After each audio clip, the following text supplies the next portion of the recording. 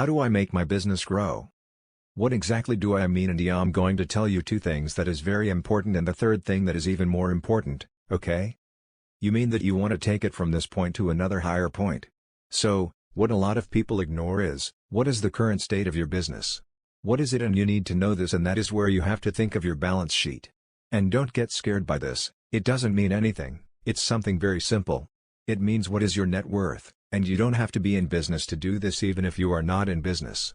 Simply, everyone needs to know their net worth, everyone needs to know that. So what you need to do is that you must take a piece of paper and everything that belongs to you that can be sold when you get that, you are with. That is your net worth. Now you know where you are right now and how you can get here. Get a second piece of paper, it's going to be called your income statement. With this, it's not very scary either. Need to divide the paper into two.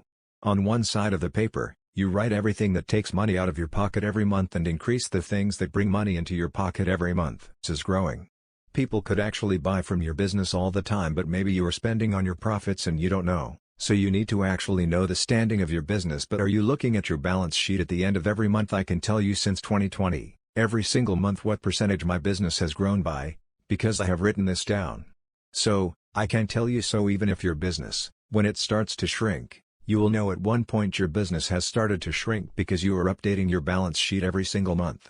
So, these two things are very good because it's all about the numbers. If you say that your business is growing, it has to be backed by numbers because your business will continue to grow good, and most of the time even when your business is failing, you will not notice it. The third thing that is more important than the two things is the product. The product should sell the product. So let's say you are selling water. Using any example, it must quench thirst. If you are selling, let's say, motivation, it must motivate people.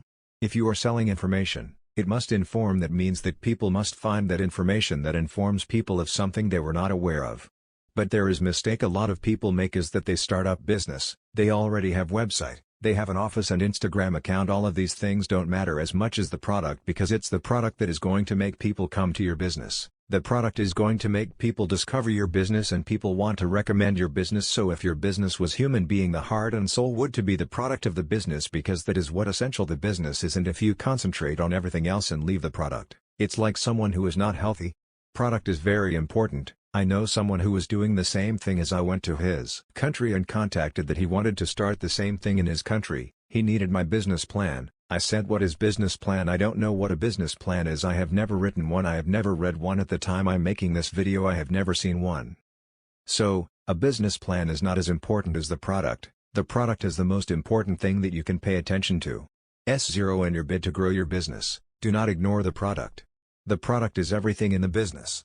Everything else doesn't matter as much as the product.